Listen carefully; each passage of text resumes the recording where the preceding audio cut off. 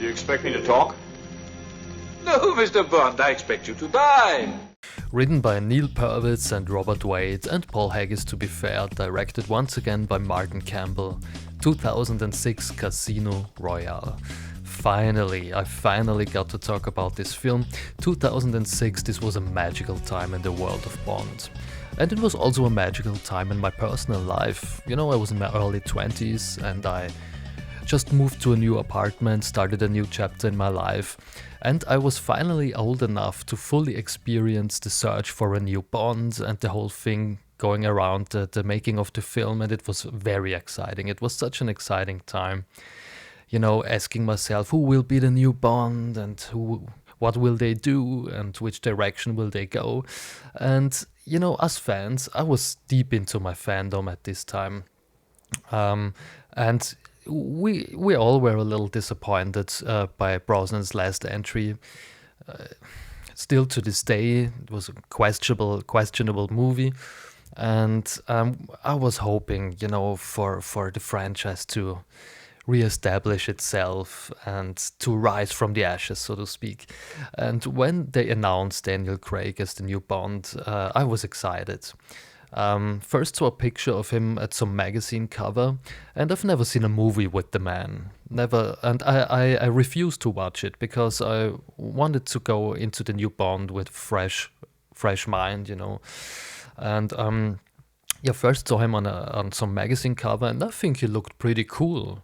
Yeah, he was blonde, and they made a real big deal out of the fact that he got blonde hair, and to this day I think it was ridiculous, and even back in the day in my early 20s I thought it was pretty ridiculous to talk about this. He got a very charismatic face, a charming look, and I thought, yeah, he looked pretty interesting, and you know, not the typical male model type of guy, you know. Pierce Brosnan, as I always said, always looked a little too polished for me, you know.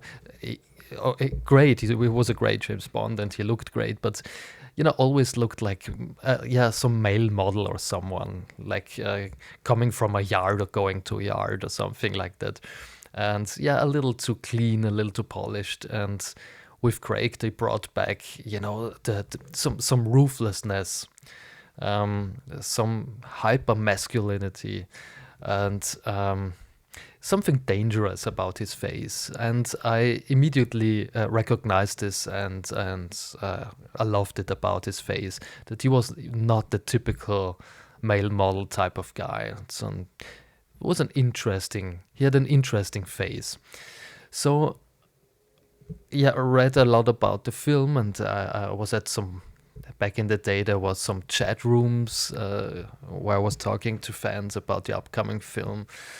And I guess YouTube was pretty new at the time, and I think it was the first time I was able to watch a trailer on YouTube, and you know, not having to wait for it at the cinema or at the TV or something. And this was also very exciting. It was such an exciting time.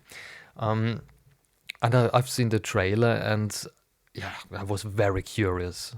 You know, I was very, and when I heard that they do Casino Royale, the very first Ian Fleming novel, I was also excited, because back in the day this was the only Fleming novel I've written. Sorry, I read.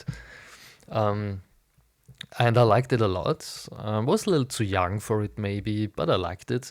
And I got excited by the fact that they were adapting the very first novel. And this was an indication of them going back to the basics, you know, away from the hyper-futuristic science fiction-y style from the last movie.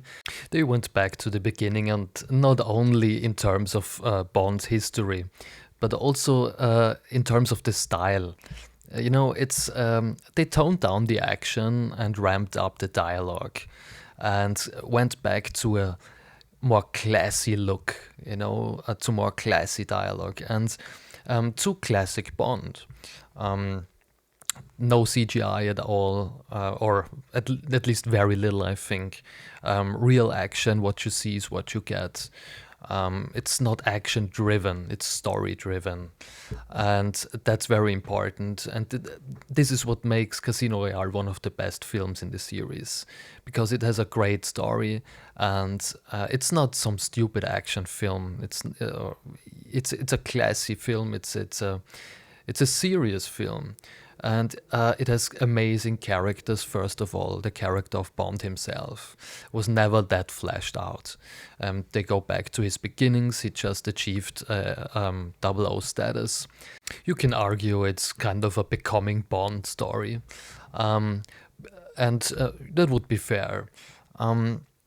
Daniel Craig's portrayal is very aggressive. You first see him as being very ruthless and very brutal, and ramping up the ruthlessness of Dalton a lot. And this was the right time to do it, because the early 2000s, there was such clean and a little silly. It was a little blockbuster movies were a little silly at the time, and then came Nolan doing his Batman films, and I guess this triggered a new wave of seriousness in blockbuster cinema, and Casino Royale is the perfect example for this. It's a movie to be taken seriously, characters to be taken seriously, stories to be taken seriously, and Bond is a very interesting character in this film. He's not fully the man we knew as fans. He's on his way to becoming this man, and there are pretty nice explanations for some of his character traits in this film. So he's a young, brutal, aggressive, and kind of lost person. You can feel there's a lot of pain, and he's running away from a lot of things, and he had a troubled life. He's never talking about it, and kind of hiding behind his charms and behind his good looks and behind his clothing. And yeah, he looks very great in this film in terms of clothing and style. And we get to know him through his relationship with Vesper Lynd, played by the amazing Eva Green. She's my favorite Bond girl in the series. And through their dialogue and their relationship, we get to know about Bond's flaws, about the things he's hiding from, and the way he masks his emotions, by just being very charming. And the toll his job is taking on him, and killing people, and you can see the pain in his face, and some kind of desperation, and his relationship with Vesper drives this film. It's such a great love story, and it's a very believable one.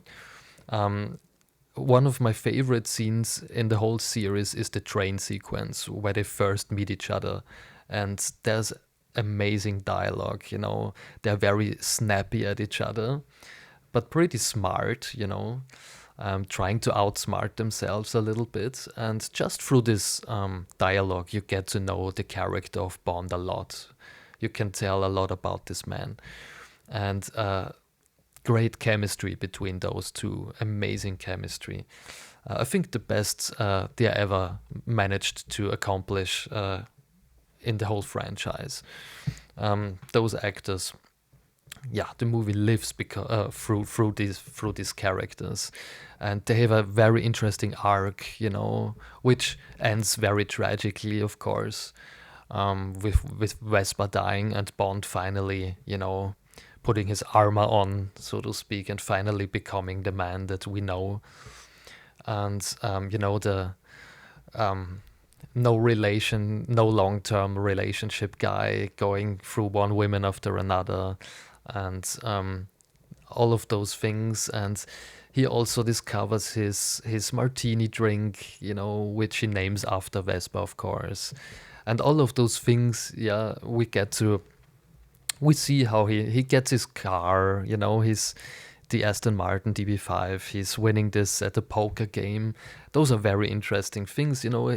We get to know him as a character, and we also get those fan service. We get those things. And no gadgets in this film, no Q in this film, no Moneypenny in this film. They wanted to start all over, you know. They really went back to the beginning, and I think they wanted this to be a more serious film, so they turned down the comedic elements. There's a lot of charming kind of comedic dialogue, and as I said, smart dialogue, but it's not goofy or it's no comedy stuff. So I guess they had to turn this down, and there's Judi Dench returning as M, which is very interesting. She had amazing chemistry with Pierce Brosnan, but it also works with Craig. So back in the day, I thought it was pretty interesting they brought her back. I thought it was a strange choice, but it was a great choice because she contributes a lot to the Craig era, and she becomes a very important character for the series. Starting by that time. So Eva Green is my favorite Bond girl. Daniel Craig is my favorite Bond after Sean Connery. And we also got an amazing villain with Mads Mikkelsen in this film. Look at the man. Look at his face. It's the most sinister face and most sinister face expression I've ever seen. I mean, this looks like the prototype of a villain, and he's dressed all in black, and he got a little scar, and the way his cold face, his emotionless eyes, and the way he talks, and his dialogue, and again the chemistry he has with Craig. This is one of the best villains in this series, and it's just such a sinister performance, such a sinister presence. You get really uncomfortable while watching him, and at the same time, you think he's pretty cool. You know, it's somehow pretty cool because he's such an evil, such a sinister presence, and you know, there's a little bloody tear coming out of his eye every now and then. And you know, in the novel, it was the character of Le Chiffre was written very differently. He was portrayed as being a fat and sloppy guy, you know, an ugly fat guy. So yeah, it was interesting that they decided to change this, but this film is very close to the novel, and that's what I love about this. You know, they didn't care about 2006. They didn't care about the future. They didn't care about CGI. They didn't care about being up to date. And that was a very bold move at the time to say, you know what, it's 2006. We don't care. We go back to a book from the 1950s, and we do this book justice, and we're not ramping up the effects a lot and the action, and we're staying true to the story. We're staying true to the novel. And if this means there's more dialogue than action, and there's 10-minute long playing poker scenes, then we will do it like this. And I have so much respect for making those choices, because it was such a bold move to do back in the day, and it would even be today. And the best thing about it is it worked out. It worked out perfectly. Fans love this. I love this. So not only the usual things we love about the series, like a great Bond girl, a great villain, a classy look, good dialogue. It has an amazing story. It has amazing story arc, and it stays true to one of the most interesting spy novels ever written. And this is the most Fleming film in the whole series. No other film is that close to what Ian Fleming wanted this to be. And for this alone, it's one of the best films. For this reason, them going back to the basics, them going back to what's really important about this series, about this character, what we really wanted to see. We don't want CGI action adventures and just one-liners and some joke and then again action, and we don't want this. We want a good story.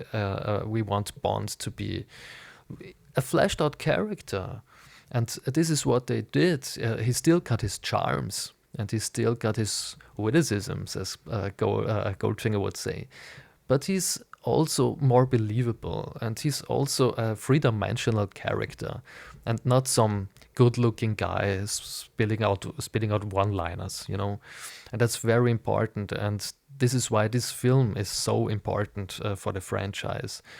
It re-established the franchise, it re-energized it, and made it fit for the future, you know, for everything that came after it. And I think, wouldn't they have changed the direction? I don't know if there even would be a James Bond today. Because, you know, imagine them returning Brosnan and you know, the whole direction they were going through, this science fiction-y, comedic direction. I think it would have failed terribly. I really do. And I'm not sure, yeah, if there would be Bond today. So this is a very important film and one of the best films in the series. And it's not only a good James Bond film, it's a great film in general. A very well-written, beautifully shot film. Martin Campbell once again directed this film. He also directed GoldenEye, so in 1995. So he re-established the franchise 2 times. First time with Pierce Brosnan, second time with Daniel Craig. And he succeeded both times, even more this time.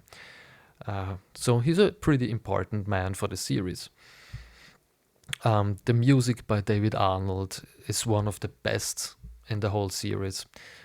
This goes back to the Connery era, to the really, really great music from John Barry. This is on the same level, and it's iconic, it's very memorable, and yeah, it will go on in history as some of the best film music ever made, in my opinion.